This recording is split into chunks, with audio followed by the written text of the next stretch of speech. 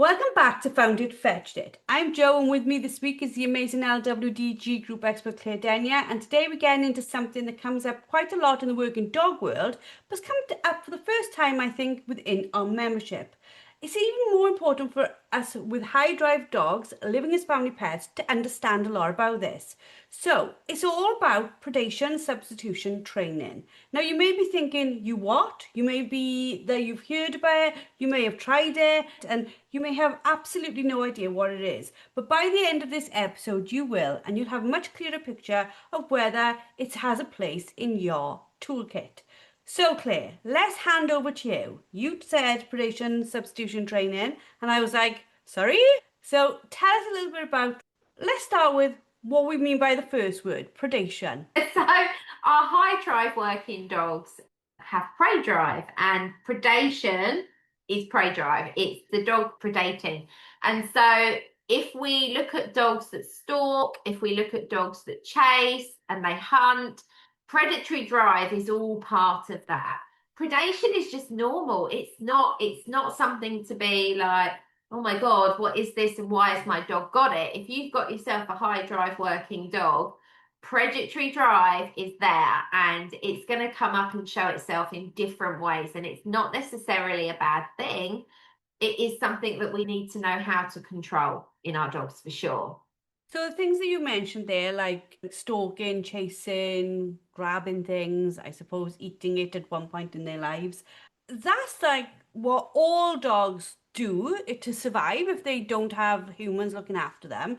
But this is like something that is more noticeable in our gun dogs, isn't it? It is so common that people say, my dog is steady until a rabbit runs past. My dog is steady until a squirrel runs past. My dog is chilled in the garden until a squirrel runs up the tree. All these sorts of circumstances. And I think when we've got these working dogs living as pets in our homes, it's something that we have to be very aware of. If you've got a cat in the garden next door, some dogs will want to chase that cat.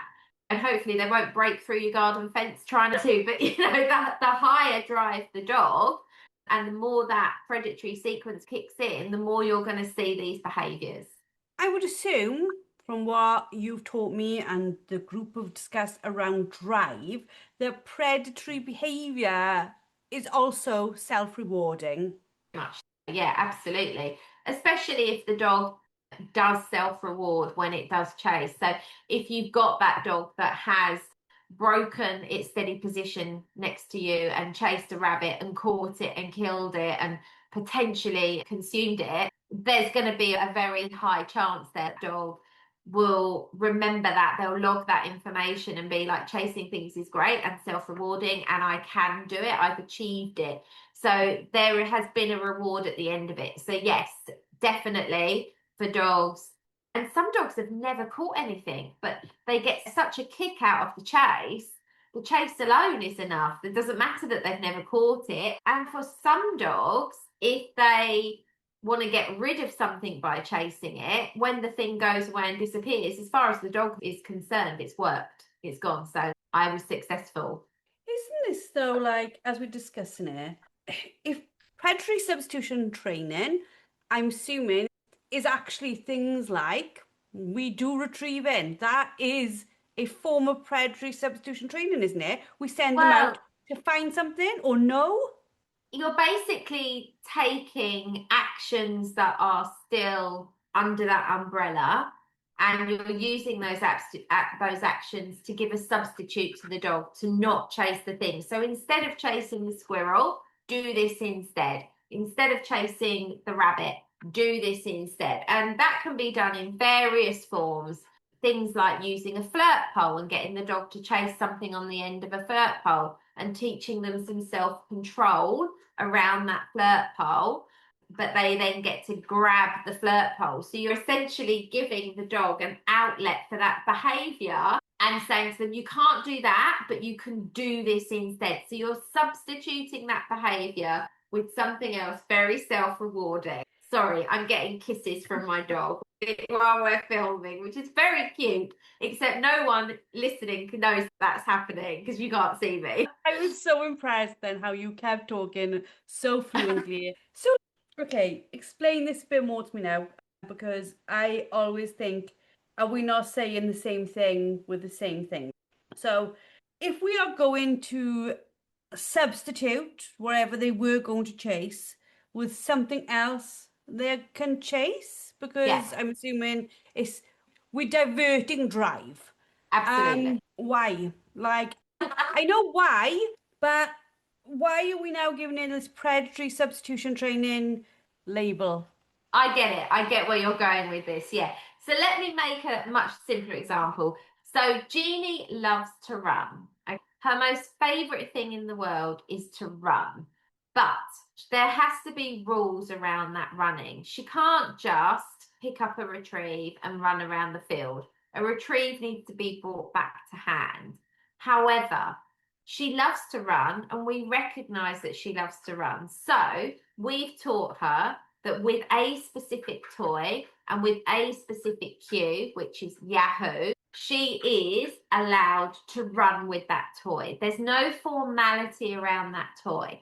The result of that is we will get all dummies brought nicely back to hand now. It's incredibly rare any dummy goes for a walkabout with her, or should I say a runabout with her.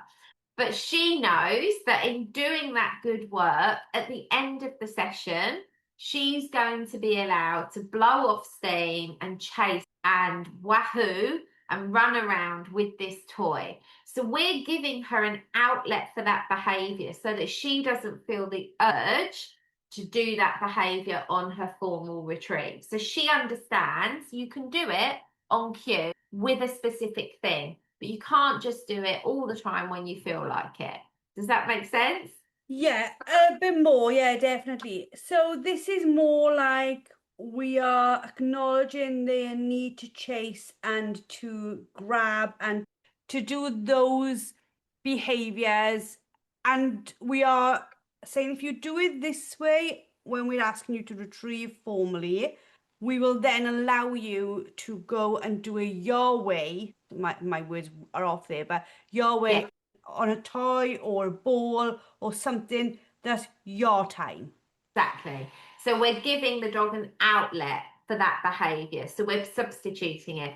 And I suppose when you look at it on predation, the theory behind predation substitution training is you're giving the dog an outlet to do those behaviors in certain circumstances with rather than chase the squirrel. However, there's always a however.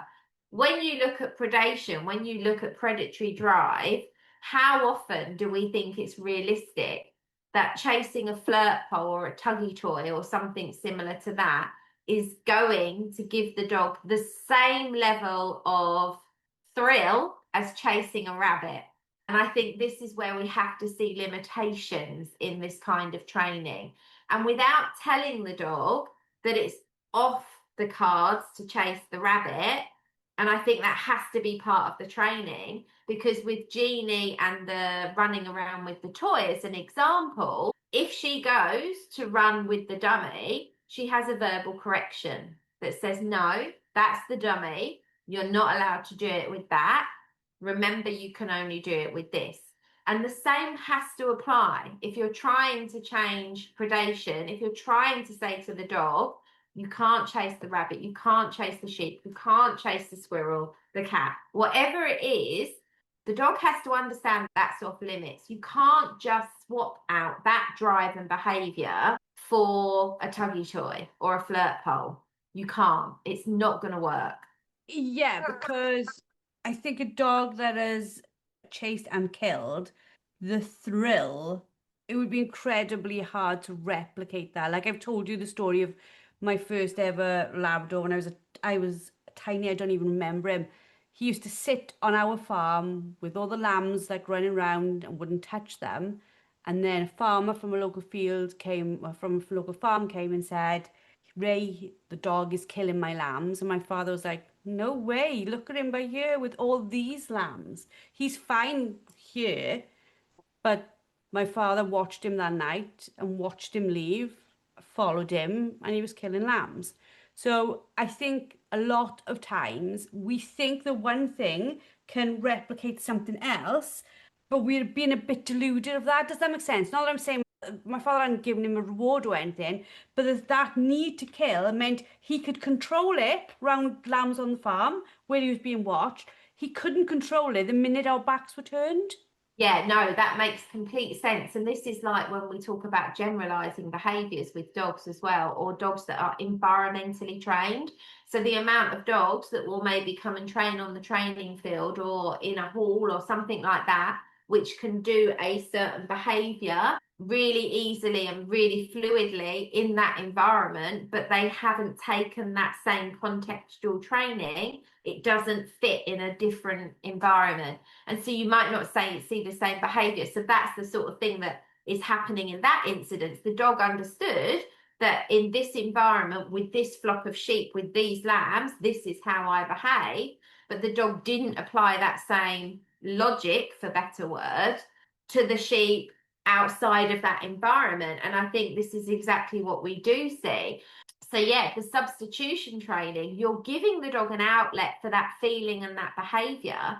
But I don't believe, genuinely I don't, and the amount of dogs that I've worked with high prey drive that have chased sheep, that have chased squirrels, cats, all the rest of it, car chasing, all of those things, none of those dogs have been cured of those problems by predation substitution training alone.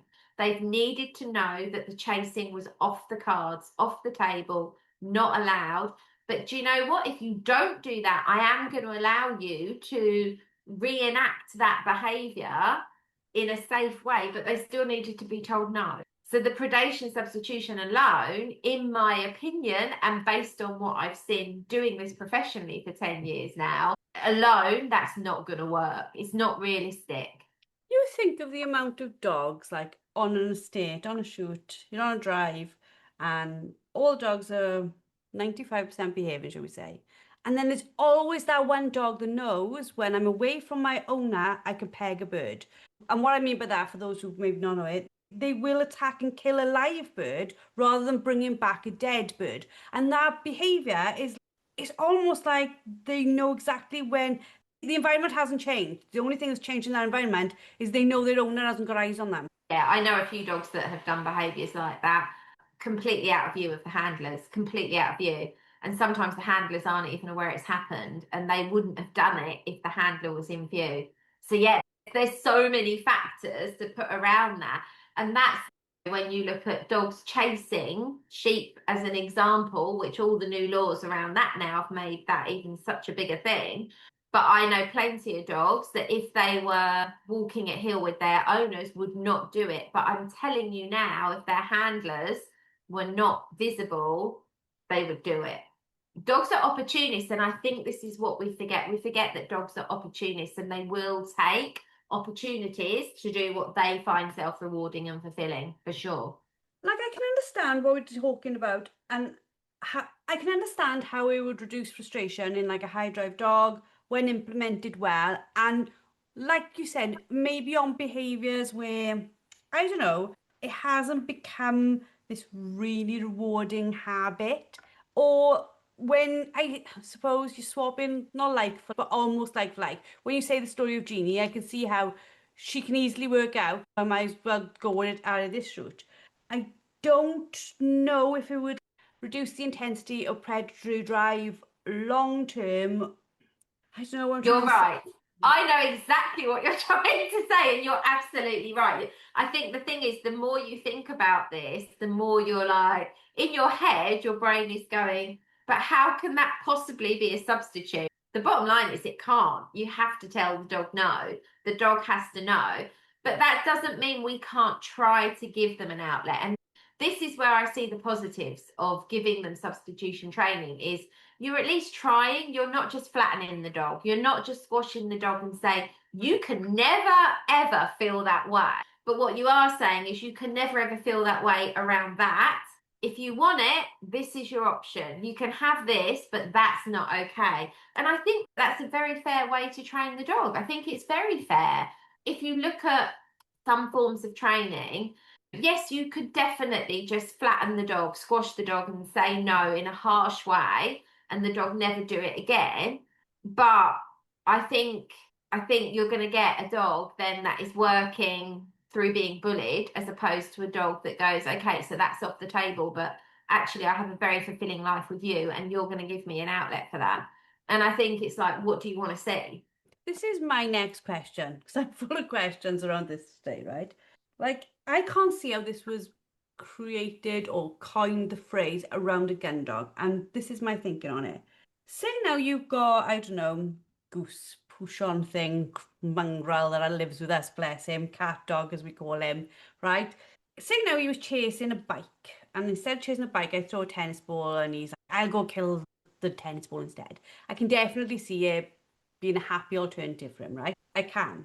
But then if I look at my spaniels, I think you were taught for hundreds of years to work with that drive. So like the we've never asked them to suppress it. Does that make sense? Like we direct it, we do dummy training. We say to people, if you do gun dog training, that's a great way of dealing with your dog's drive. As a pet dog, do this gun dog training because this is, in some ways, a form of what we're talking about. But I don't understand how, I don't know. Do you see what I'm saying? I'm stuck again with it. Yeah, and the thing that is the whole thing. It doesn't work, Joe, and that is the thing. It isn't the answer alone.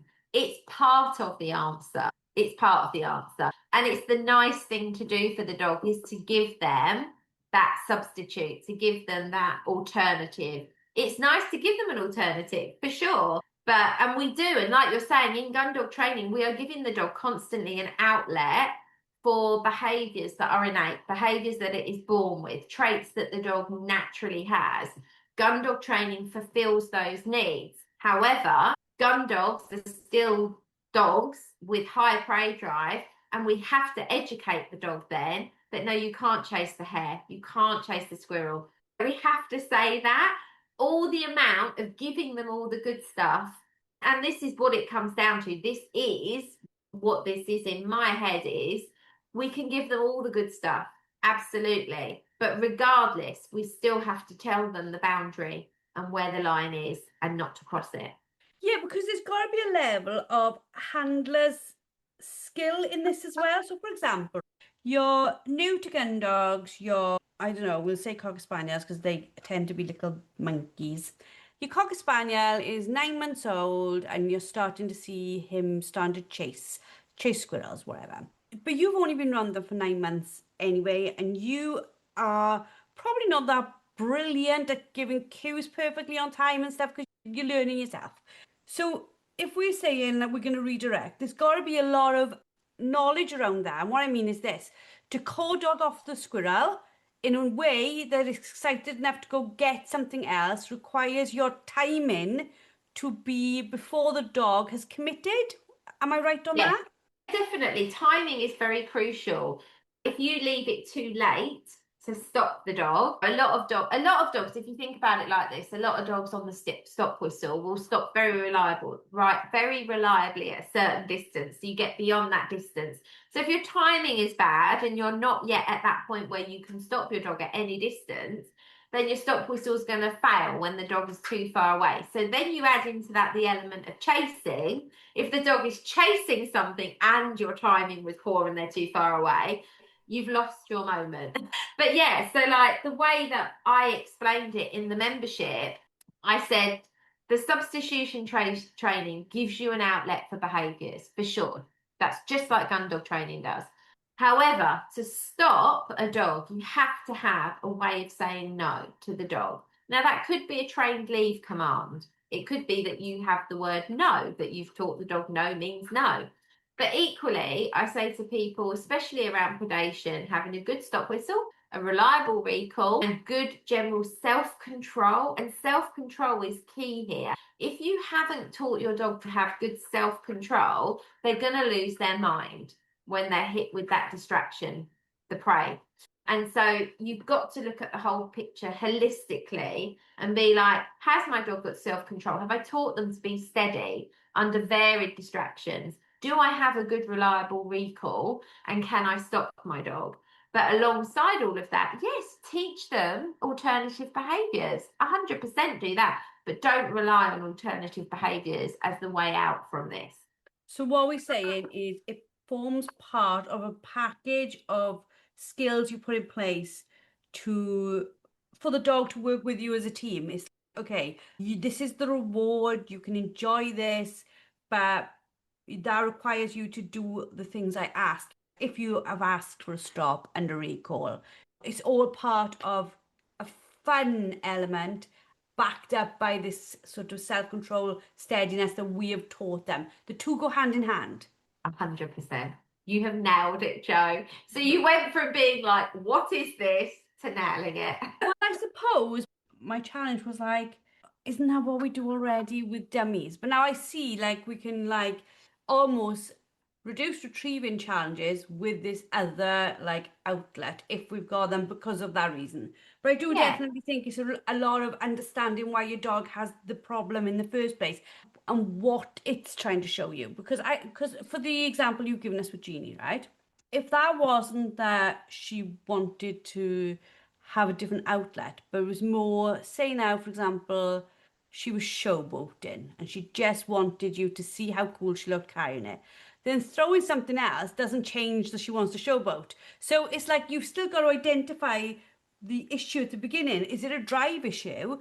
Is it a predatory drive issue? Or is it something else? 100%. Diagnose the problem. What's the root cause of the problem? What is the dog trying to achieve from the behavior that you're seeing?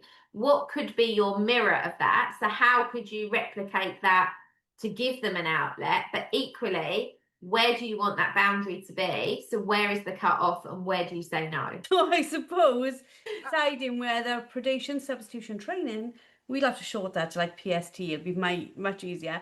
Whether that adds to or takes away from the situation you're in with your dog. 100%, yeah. If you're thinking that doing it is just going to stop your dog wanting to chase, then absolutely not. If you're doing it because you're teaching your dog not to chase and you want to show them that they can have an outlet for that feeling in a safe way, great. Okay, sometimes I think gun dog training makes itself more baffling than it needs to be. And we definitely see that. And making it complicated makes it overwhelming. And things that are overwhelming, people are scared to even start. So sometimes I think we need to simplify it back to what it is. Yeah. I don't think predation substitution training is a bad idea, but it's for a specific problem. Like you said with Jeannie, it helped this and then it's made that situation where Jeannie can do exactly what she wants to do in return for doing exactly what you needed to do.